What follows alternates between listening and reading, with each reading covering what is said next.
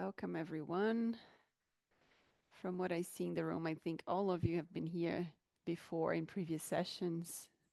But just to contextualize to those who are watching this recording, this event is part of the Women Who Futures 24-hour takeover, where we want to bring visibility to women working in the field of futures and foresight, and really reflect about how our different identities, intersectional identities, and personal backgrounds influence and inform the way we do futures and foresight, and how we weave in feminist principles and issues regarding gender equality as well. So we still have many, many sessions to go. I'm going to put here in the chat again the program if you want to register for other sessions. And with that, if you haven't introduced yourself yet, you can put your name in the chat and maybe say one word to describe how you're feeling right now. And now I will welcome Malex Salamanques. She's the Director of Design at the School of Critical Design, and Gemma Jones, who's a researcher and strategist specializing in semiotics, cultural insight, and futures thinking. And they will have a conversation titled Signals in Context, Using Cultural Affordances to Create Futures. So over to both of you. Welcome, Gemma and Malex. Thanks for accepting our invitation. Thank you. Thanks for having us. Thank you. Yeah, and welcome everyone. It's late morning for me. I'm sure everyone's in a different time and space right now, so nice to be together. This is something that we always put as a little prompt in our School of Critical Design conversations. A reminder that global warming, the climate crisis, is the sort of grand narrative of our time, and many of the intersectional contexts and challenges that we deal with are framed by this, and we are not on track. So we always like to kind of gently remind that any conversation we're having is framed by this trajectory that we're on. So let's try and make something positive of this challenge in this moment together. So yeah, as you said, our conversation today is called Signals in Context, Using Cultural Affordances to Create Preferable Futures. Lots of words in there, lots of big concepts. We're going to spend a bit of time unpacking what we mean by that. It's very much part of a ever-evolving and ongoing conversation that Malex and I have been having for the 15 years or so that we've been working together and traveling together and eating together and all of those things. So we're excited to bring you in to some of these ideas. We're still shaping them. We're always shaping them. So we'd really welcome your reflections and contributions and challenges to what we want to talk about. So we'll start with a bit of a talk, and then we'll open it up for conversation and for your inputs. So yeah, this is us. Semioticians and strategists. Malex is also the Director of Design at Space Doctors, where we met many years ago, and I'm now an independent consultant working as a researcher and cultural strategist. I'm the co-founder of School of Critical Design. Malex is one of our fellows. So this is us. School of Critical Design does many things, but one of the main ways that people kind of work with us is via our courses. We have 3 live courses online at the moment. They are self-paced, text-based courses for the kind of calm tech fans, but we have kind of tutorial moments and talks as well, including free sort of public talks. So please do follow along. The 3 courses we have online at the moment are here, and we like to offer a little discount and invitation to people that we speak to in these sorts of events. So do check those out. Right, so let's get into what we want to talk about. Signals are, I guess, pretty familiar to many of us, but in the futures discipline or the foresight discipline, for those who might not be familiar with the term, we talk about signals in terms of the glimpses of tomorrow that we can see in today. So they might be a new innovation, a technology, a piece of data, a new behavior. They're the evidence that we have for future trajectories.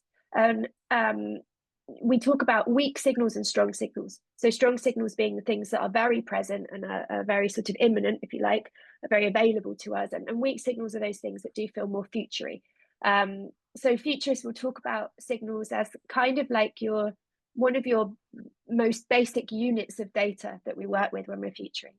And something that Malex and I kind of talked about a lot and really noticed when we started to move into the futures discipline and framed our practice around futures was that signals are often talked about in this quite disembodied, quite cold way. The term harvesting signals or scraping signals was used. And for us, like with our background as semioticians, the idea of a signal is so much deeper than that. So in this image, we want to show that like the signal that we see on the surface in culture or media or in the news, for instance, it's just it's a one manifestation of much more deep dynamics that are going on. It's the tip of the iceberg. So we've been really trying in our adventures in futures to talk about signals in context. That actually the signals that we have available to us as futurists to work with have this like deep entanglement in different sort of contexts and cultural spaces, histories, mythologies, religious beliefs, communications, language, geologies and landscapes. There is so much underpinning why and how a signal has made its way to the surface and to our attention. So we think that it's really important to notice and acknowledge that. And when we interpret signals, we're not just sort of harvesting them and clustering them. We are also thinking about where has this come from? Why has this come? How am I interpreting it from my context? What might it tell us about where we've been as well as where we're going? So it's kind of there's no easy mechanic for that, but it's something that we're sort of trained to do, and that we're now noticing very happily that a lot more futures work is starting to do this. And I think especially in feminist futures as well, where we're so aware of context and kind of these deeper entanglements. So as I mentioned, we both have our background in semiotics, and semiotics is the sort of the study, that the process of analyzing meaning and symbolism and signification in culture and how that is changing. And one of the kind of core tools that we use in semiotics is this very imperfect but very useful model of the rooted or the residual, dominant and emergent kind of trajectory of cultural change. And what we think is really interesting about this to overlay into the futures conversation is that what the RDE, as we call it, model does is says, see evidence of the past, present and future in any given moment, space, text. So when we talk about the rooted, these are the things that we can still see in the now that show us how it was before. They might show us traditions or popular beliefs or the kind of collective unconscious, the stuff that feels like it's become nature or second nature, even though it's usually a cultural construct. So it might be very ancient, but it's still there, it's still present, it has stuck around because it has power. At the same time, in the same moment and space, there is stuff that feels very dominant. The norms of the day, the stuff that might feel mainstream, maybe even feels overused. It's the strong signals, it's the stuff that we have readily available to us. But then we also have the emergent, and the emergent stuff is more like those weak signals. It's the new ways, it's the suggestions of new behaviors, it's the radical kind of evolutions or reactions or combinations of the past, present, future coming together. And what's important in semiotics is that the emergent is never, hardly ever, completely new and come out of nowhere. It's a reaction to what's gone before. So it will be maybe seeking to solve or fix something that might be broken in the mainstream or the dominant. It might be iterating on that. It might be going back to the rooted and recombining it with new ideas and innovations. a lot of the time in our sort of project work, we're commissioned to look for the emergent because people are really excited about what's new. But what's important about the method is that we're connecting it back and saying, well, how did we get here? Why did this happen? Why this emergent? So this is a key kind of way of thinking. And for a long time, we weren't really thinking about the emergent as future. We were just thinking about it kind of as next, or what's possible now that could be different or distinctive. But actually, it is about the future, or about a radical alternative to the present. So in our work recently, we've been looking at how this kind of way of thinking might bring a different kind of depth or lens on futures thinking. An example here, this is an example I put together for a different conversation, but it was about idealized visions of nature. And this is more from a sort of Western cultural point of view, that in the Rooted, the ideal vision of nature has been like the Garden of Eden, right? It's been like that nature as innocent, as something that holds us, humans and animals and flora and fauna living together in this sort of perfect harmony. And we have this sense of loss when we look at these images or when we recall these ideas. But they're still very much present in our mind, our collective conscious. The dominant version of idealized nature, and I live in the Netherlands now, and this is very true in this country, is this idea of sort of the rural idyll, the perfect rural landscape, which is, the little farmhouse nestled in the rolling hills and the perfectly ploughed fields. And actually, there's a lot of destruction behind this landscape. It's quite an aggressive thing that's happened, with deforestation, etc. But it's also obviously extremely important to maintaining our lives and to the cultures that we live in now. But there is this kind of dominant feel of ideal nature being this soft pastoral rural landscape. The emergent version of idealized nature might be this idea of rewilding. And rewilding is really interesting. It's a very potent cultural narrative, and it's very much a response to that dominance, saying, look what we've done through our intensive farming and our food production and our settlements. We've kind of destroyed Eden. So the rewilding imagery often looks like that Rooted imagery. It's calling back this idea of this perfect, flourishing, thriving ecosystem where species will have equality and all of these sort of quite innocent ideas. And the science behind it is quite a different picture and is much more complicated than that.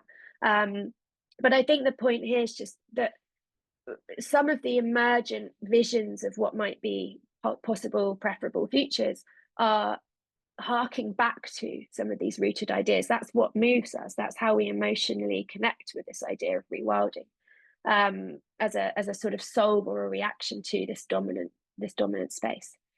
So I just wanted to introduce you to this RDE, this rooted dominant emergent mechanic. And now we're gonna think a bit about how that sort of takes us into futures.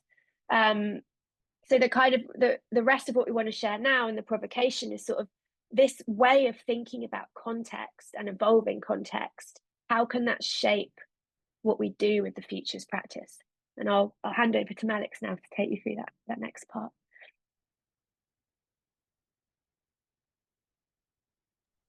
Sorry, you are. Oh, Malex, you're on mute.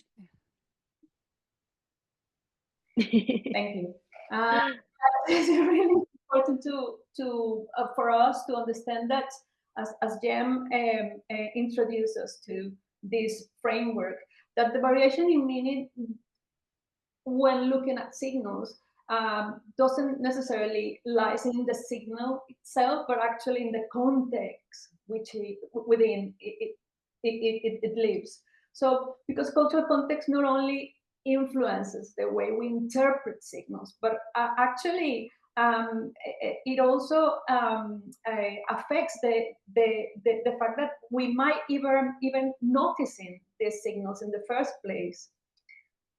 And from futures, speculative and critical design, we also draw from a couple of ideas that have been really useful for us to link our practice with the future in practice. So the first one is the idea of the finite pool of worries. No, Gemma, the previous one. Thank you. Where humans have this limited capacity to worry about multiple things, and they are only called to these problems when they actually have direct access to them. So the political conflicts, the security threats, the things that are wider and broader than our everyday. Also, we looked at the idea of the future mundane, and we love it because it's another way to link these two spaces and understand how context shapes the future we imagine. And it's this idea that the future mundane is a partly broken space by Sterling, and that then Nick Foster expanded into this description of this tension, right? So there are global issues, energy crisis, wars, population problems, famine, and we have information overload. But actually, we shouldn't fall into these extremes, because no matter how the world changes, we have an everyday, and life continues, and we catch calls, we eat breakfast, we play sports, we take the dog, for a walk. We have to, right? So life may be strain or stretch, but actually these everyday aspects always happen, and they happen in context.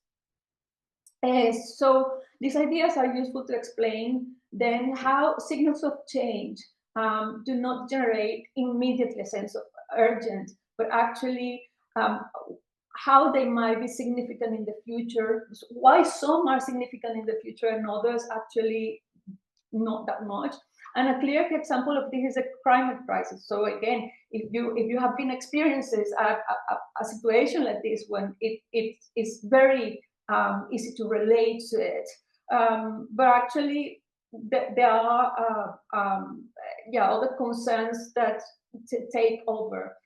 So this means then that the drive to meaningful change must connect with society immediate concerns. And it's not enough to present evidence that this tension exists. It actually needs to be framed in a way that emotionally resonates with the people, experiences, and needs. So the perception of signals, however, not only depend on the concerns, but also on the affordances or the opportunities for actions that the context provides. So we love this idea of cultural affordances. We've been working on it. And it encapsulates this possibility of futuring the present.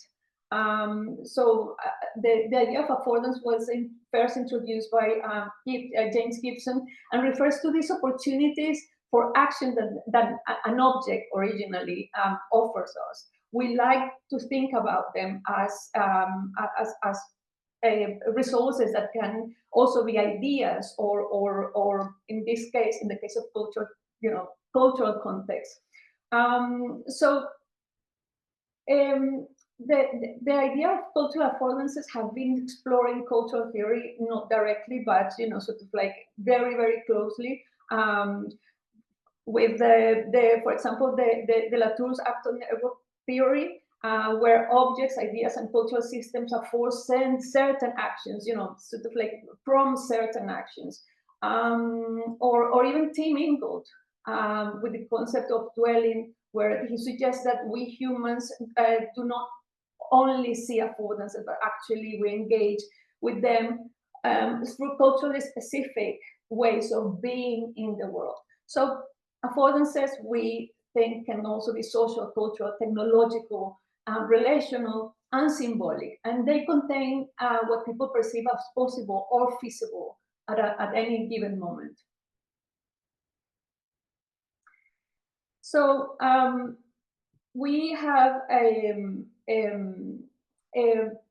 map or prototype, a map of affordances, to show you how these signal of the dog walking in a flooding context, which I think we can all relate either directly or indirectly for what happened in Valencia, for example, and in the context of climate crisis. So when we look at the affordances that these specific signals can offer us, in relation to culture, we start thinking about, mobility and transport, food and food systems, dwelling and landscape, health and the body, and belonging, identity, and relationships. Interestingly, though, when you apply the cultural context filter to this, you start asking different questions, like, for example, in relation to belonging, identity, and relationships, how do we organize our sense of belonging in the face of the climate crisis, in relation to migration, to death, to mourning, to families, to neighbors, to communities, to our relationship with the official government, and how our bonds were written. What role do they play in the way we experience and show resilience to the specific event in relation to the climate crisis? And what's the role of, for example, oral tradition in this context? What's the role of elders, the rites of passage, the embedded rituals of support and care? What do we believe in? What sustains our faith? For example, if my land disappears on the water, am I still the same person? So if we go to the next. Signals of change then can translate into action when the context provides these affordances that facilitate us to make sense of this change. They are a great bridge. We like to think about them as a bridge. So we can start asking ourselves questions like, so which signals of change have the potential to transform the world if we have the necessary affordances? Which might lead us to the next question, which is, so can we design or even install these affordances in the present to accelerate the adoption of desirable futures?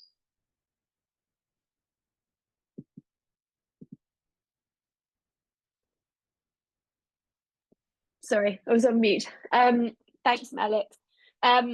We wanted to share with you a kind of case study, some work that Malex and I did during the first kind of wave of the COVID pandemic in 2020, and we responded to an open call. It was actually an architectural open call, and neither of us are architects, so we were thrilled to be sort of shortlisted in that.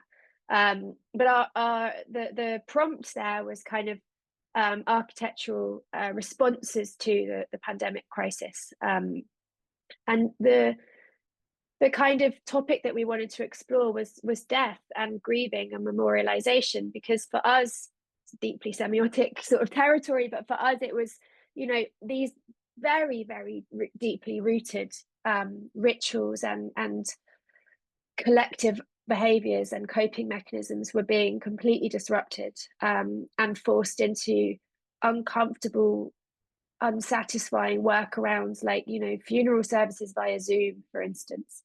So our thought was, how can we use the kind of future scenario of a pandemic, which was very much coming to the present very strongly, the cultural affordances that we might find if we really investigate how people do mourn and memorialize and process grief. Are there other ways that exist in the world and in our cultures that we could learn from in order to create a sort of speculative artifact and service that might help us think differently about this? So, we looked at things like shrine building in public places, which is such a beautiful part of Latin American culture, which we don't do so much in European cities, for example. This idea that you might leave mementos and symbols of a person that you miss in the public space, in the public realm, and that could be accepted and a beautiful part of the landscape. There is a Dutch tradition, oh, the name has left my head, where people would line the streets in sort of points of significance to their loved one. So there was this kind of mapping effect of situating yourself somewhere particular to pay respects.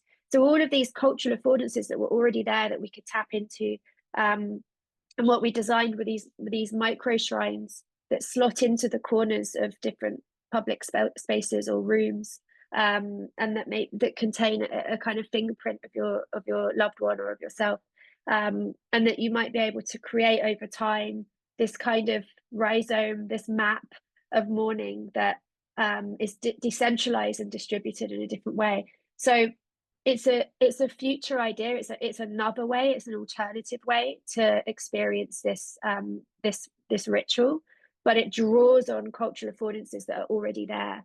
So rather than trying to force fit what we already know, what the sort of dominant way of memorializing in European culture into this new context where it doesn't really work, so it's not satisfying, it doesn't contain the meaning anymore. What else can we do that might be radically different on the surface, but actually threads back to these existing affordances? Anyway, some of this thinking is in there. So we just wanted to share that project that we worked on to kind of hopefully bring some of that to life.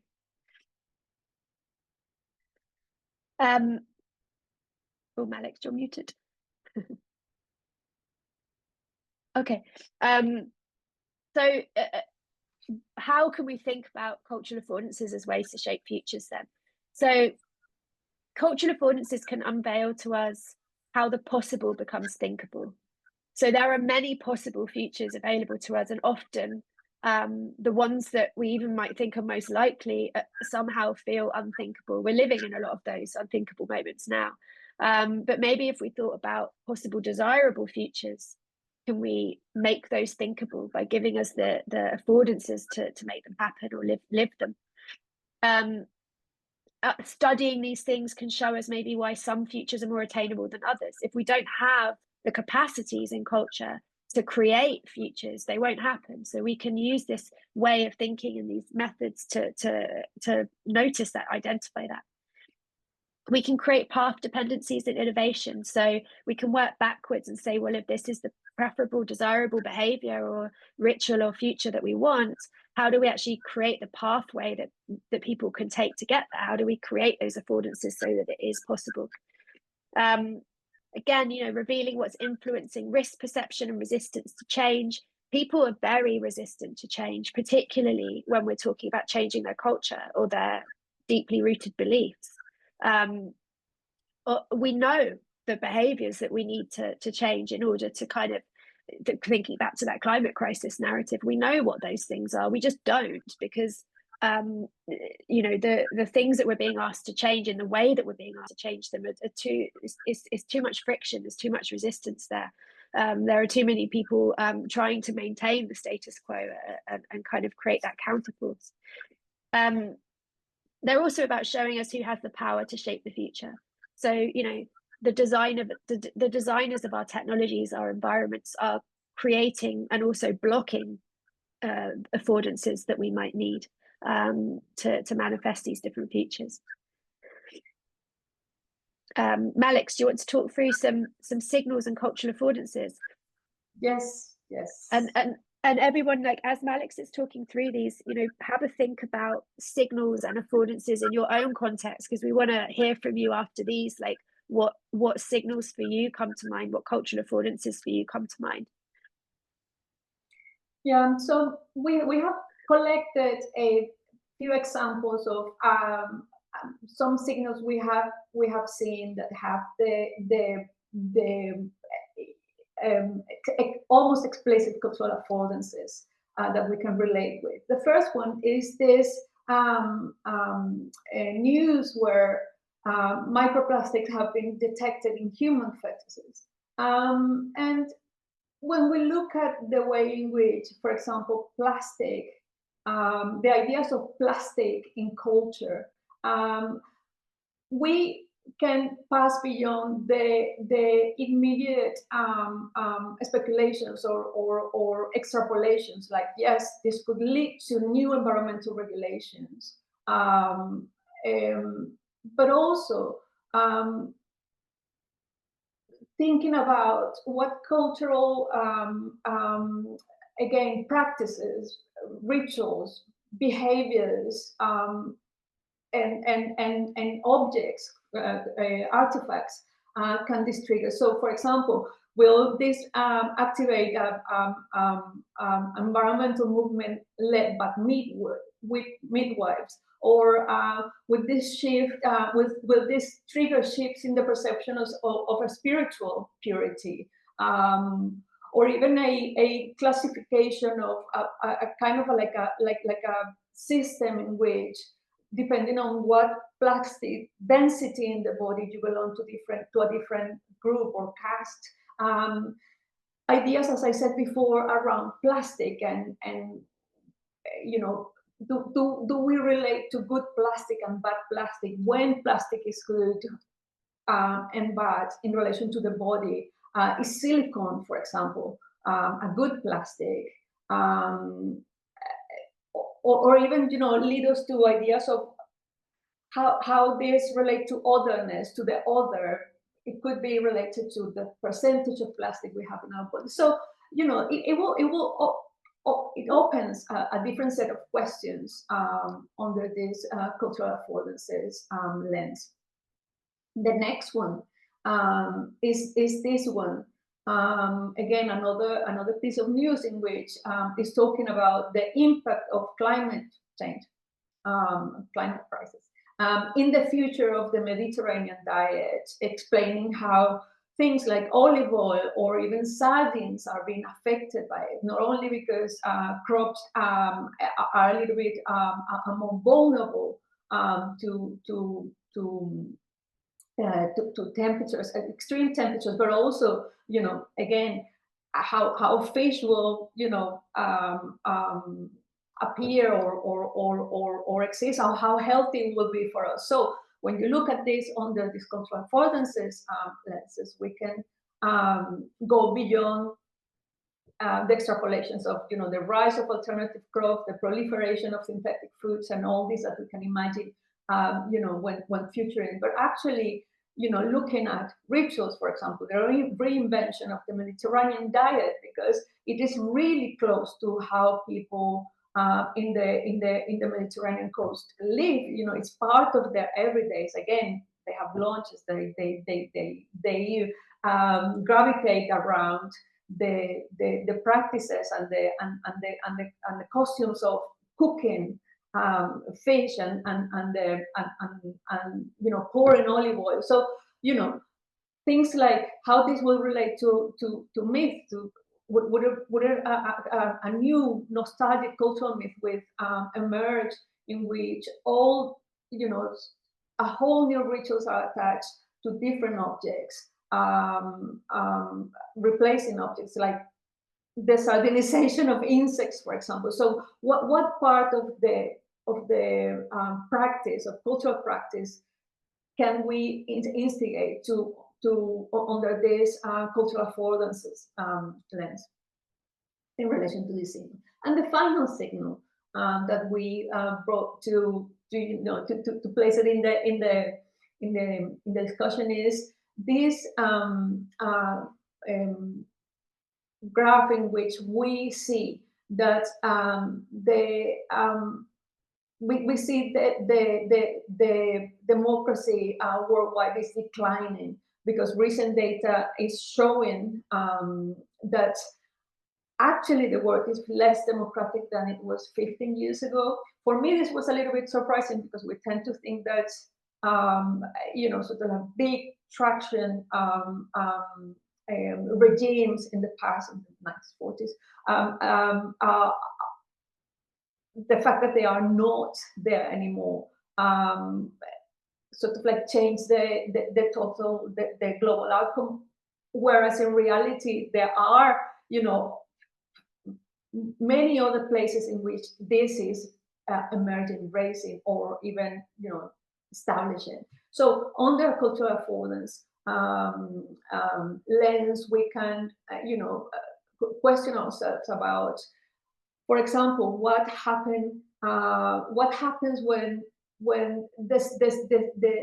the culture and the way people respond to the changes, immediate changes, like, for example, the COVID. I mean, like, everything changed very much, but there is a specific link to democracy and democratic pathways that we can call into this discussion. Like, for example, Singapore direct election, in how it opened up the possibility of a direct broadcasting of an election, and how that changed the perception of the power that people had in carrying this practice directly. We can also think about the creation of governance models driven by alternative or more than human intelligence. I mean, what starts to emerge behind what we are seeing, like the rise of rigid political views in relation to the context? Is that about perceptions of new models of masculinity or femininity or gender? So there are links, ways in which this cultural question starts to emerge when we look at this signal. So these are the three signals we have brought today, which lead us to the idea that the future is actually not an inevitable outcome. We all know that. We are women who for future, but actually we like to think as something yet to be done, is almost fiction. So that therefore this is a space to be designed. And can we install these cultural affordances in the present to accelerate the adoption of desirable futures? So instead of waiting for sort of like the change, culture seems to have this incredible capacity to bridge our everyday experience to the broader events, and it might definitely help to the transition to what we like to think as better or preferable futures. Thank you. So to kind of wrap up some of these thoughts, making desirable futures more visible. So if people can't imagine an alternative, they won't work towards it. Expanding possibilities for action in the present, and that's something I know many of us are thinking about. It's like, why wait? A lot of these preferable futures we can start to seed now. We can make them already. So these affordances can help people act on what's possible. Shifting power over who gets to shape the future. So affordances, I think there's a comment in the chat about this a little bit, is they're often unequally distributed. So who gets to imagine and build the future? What matters there? How can we think about, for example, the role of design and how that can be more distributed and democratized? Prototyping and embedding new affordances early. So futures are built by what people get used to today. So installing new behaviors today makes them more feasible in the future. I think, we see this a lot with urban planning, for example, which is an area I'm really interested in. And one of the previous images that we had there was an image of the Provo protests in Amsterdam in the 70s and 80s, where cycling culture had just begun to root after the war, and then the urban planning trend towards highways and facilitating cars was eliminating all of these safe cycle routes, and there were these huge protests to protect the affordance of cycling. It wasn't really, you know, it was to protect the space and the infrastructure that made it possible to bike. And that worked to an extent. And now, you know, Amsterdam is the cycling capital of the world. And I think it's just an example of the role, for example, that activism plays in protecting or making these affordances possible, but also how quickly things can become dominant and mainstream and just part of second nature if we have the affordances to do them. And I think urban planning can do that really well or really badly. But if you sort of create the space for people to do the behavior, they generally will, especially if it makes their future better. So I think that's probably enough from us for the minute. I know there are some questions in the chat, but you know, does anyone want to come on mic and reflect on any particular signals or affordances, or just any comments or questions that you have from what we've shared?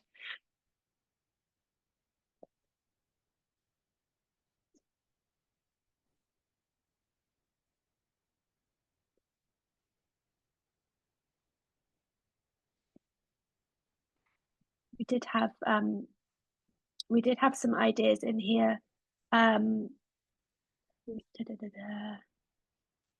Someone mentioned the Dia de los Yes, as a beautiful morning culture. Yeah, definitely. Relates to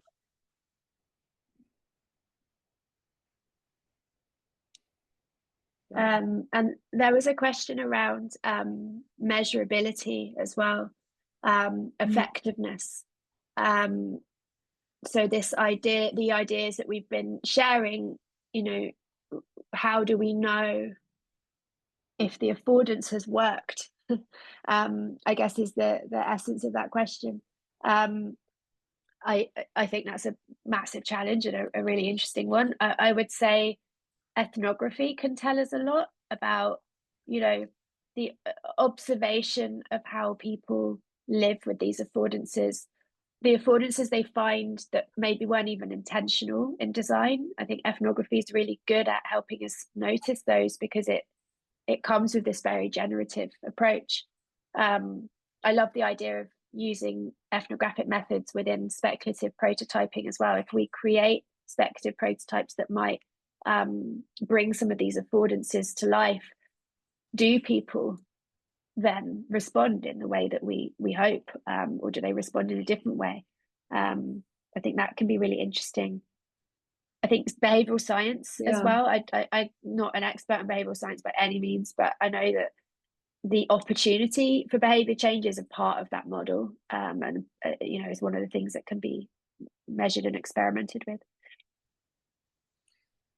Yeah, I was just going to say that there is yeah, it's difficult to measure, but I think the advantage of working with observational, let's say, techniques is that you can catch on things that data can miss, which or even, you know, focus groups or, you know, conversations, because they are so embedded in the everyday practices that are invisible to language.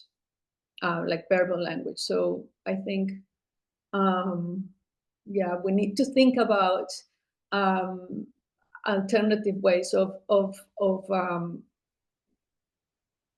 testing or understanding effectiveness.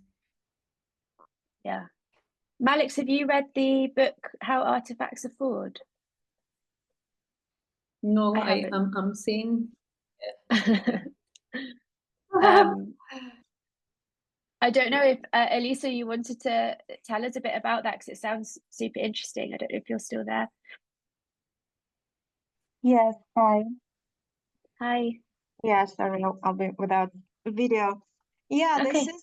this is quite a short but sweet book, I would say. So I've done my master's research in future studies last year, and I was also exploring the artifacts from the future, and that's how I stumbled upon this book.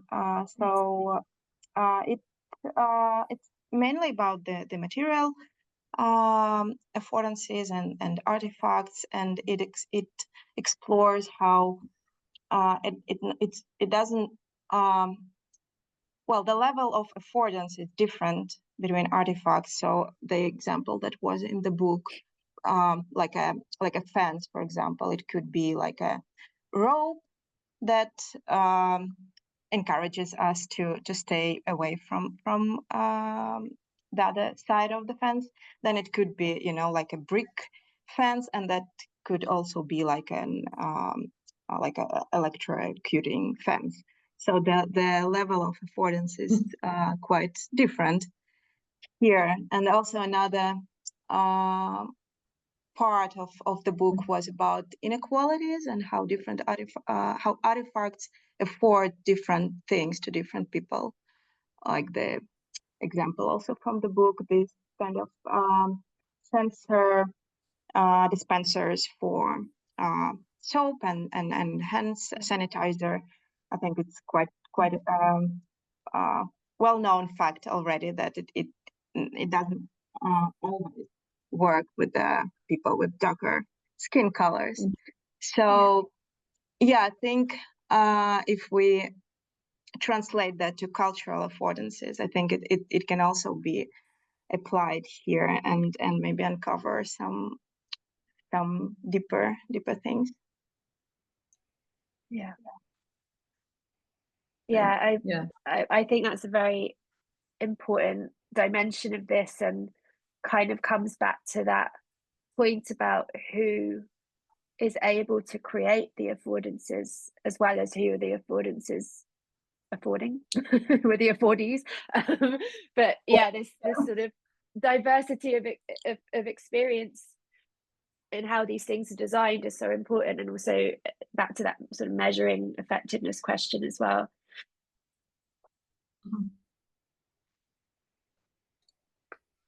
Malex, did you have a point to add on that one? Yeah, no, I think the idea of material and yeah, I think from an objects oriented, there is also this dimension on how objects convey you know, broader or context, and I think yeah, you can read objects from that relationship, like very intimate relation. So I loved your addition, Alyssa. The other thing that makes me think, this makes me think about, is the idea of yeah, so the future is already happening somewhere else. So this also opens sort of like direct links to where else this is happening and what does it mean.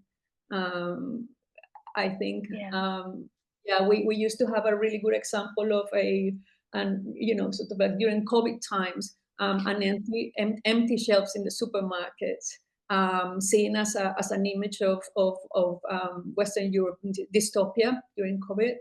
And yeah, it opens up the question around what does it mean when it has been happening somewhere else for very long, or, you know, sort of like in relation to other broader, bigger, or equally impactful, but I guess more distant, yeah, a context.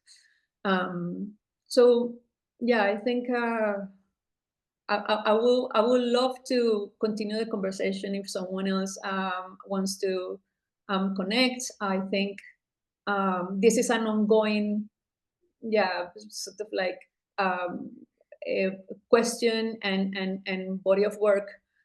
So yeah, happy to continue the conversation. A thought comes to my mind, because I'm working on some innovation concepts at the moment, which are so often about, you know, iterating on the present for fear of being illegible or too radical or whatever. But I think there could be something in, as we're innovating, designing, just asking this question of what are we affording, is so powerful, because often we're asking, what are we fixing? Like, what are we solving for? What's the problem we're solving? That's often the question of design or innovation work. But actually, if we just added that question of what are we affording, then maybe we start to bring some of these futures into the present. And it's those, I think, those small moments at scale that move the needle, or at least we, you know, also move the needle, as well as, you know, policy and kind of more disruptive things. So yeah, there's something in that for me of just like asking this question at the right times could be really powerful. Yeah, we have a question here, wondering if it will uncover aspects of what affordances actually do, based on considerations included in their creation, extractive versus regenerative, which can be a tension with cultural context. Yeah, I think that's exactly I think the value that we are seeing, the gap between what we want to say and what we are actually saying. And I think, yeah, I mean, I need to think about an example, but I think this idea of extractive versus regenerative kind of like comes to fruition when the lived experience is actually coherent with the intention. But that from what we see, that can only be possible when you interrogate how people's live in the context, not necessarily how it was created. I mean, there is this definitely gap as well between producer and user. So I think this lens is useful to also you know, look a little bit further into this sometimes disconnection, sometimes, you know, incredible coherence, and sometimes unexpected success, I would say. Yeah. Well, maybe we should oh, is there another question in there? Yeah. Oh yeah, relating to the takeout shift power. Yeah. Yeah. Yeah, sorry, I didn't want to jump in abruptly. No. I brought the question, and yeah, because I think your takeout were super useful, but it's more like if you're working with maybe individuals or projects that are more related to societal change. But it's like I work a lot with companies and brands, and it's really more complicated because speaking about affordances, that's the problem that a new political context can affect also the market point of view. And so you can see something that you thought was a trend, an established one, and you used to build on that. Now it's completely different, and it's something that it's really against sometimes something that you're working on individual and societal side. And so I was wondering how you can maintain this kind of framework if you're working with these different kind of contexts. Maybe it's a question without an answer, but it's just to respond and see you, like we Malex and I also spent most of our times working with companies and brands, so we're very familiar with the tension between like what we want to see and do and what the reality of is of the day-to-day. I do think though, well, the point I was making earlier about bringing in the question of future affordance into the sort of business as usual processes that we have, whether that is ideation or innovation or concepting or whatever. I think we can kind of Trojan horse a lot of these things in. And I think, I don't know, maybe I'm overly idealist, but like with your example of D&I and the sort of moment that we're going through with that, I don't know that there isn't a trend anymore towards diversity and inclusion. It's just being you know, shouted over really loudly by some actors. So I think like the cultural affordance is still there for DEI initiatives. It's just we're having to do ridiculous things with language or like workarounds or, you know, like these awkward responses. But I would hope and think that a lot of this stuff is still in culture. It's another reason, I guess, of why we should be speaking to people, doing qualitative research, doing the ethnographic work, the semiotics work, and not just basing our insights and our landscape mapping on the loudest, most prominent voices. But yeah, maybe that's my very optimistic view. And it makes me think, Valentina, about moments in which we have been pushed to think about the future landscape of a category, a commercial category, right? Or the future landscape of a specific format or even brand. And actually, we have unveiled things that belong to the rooted. I think sort of like looking at in relation to power. Yes, there is power to the louder voice and to the hype, as a cultural phenomena. But actually, there is power in embedded beliefs and deeply rooted structures that can only be accessed when you understand where they come from and how are they playing, and what does that mean in relation to who gets to decide what to adopt.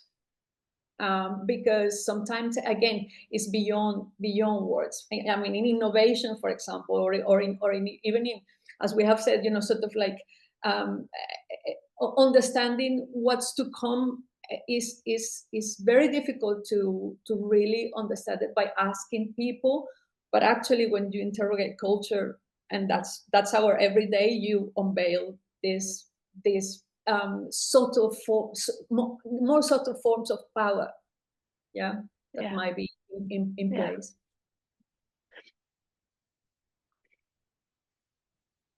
Okay, that was lovely for us to share the thinking and to hear from you guys. Thank you so much. Thank you. We will hand back over to the amazing curators of everything. This is where you can reach us. Please do stay in touch. I think we've started some conversations here. We'd love to continue. Thank you. Thank you so much, Gemma and Malex. And sorry, Malex. Yeah, you can say a proper goodbye. Bye, everyone. Thank you. And we hope you spend a really lovely rest of the session. Thank you very much. Thank you both. It was super interesting.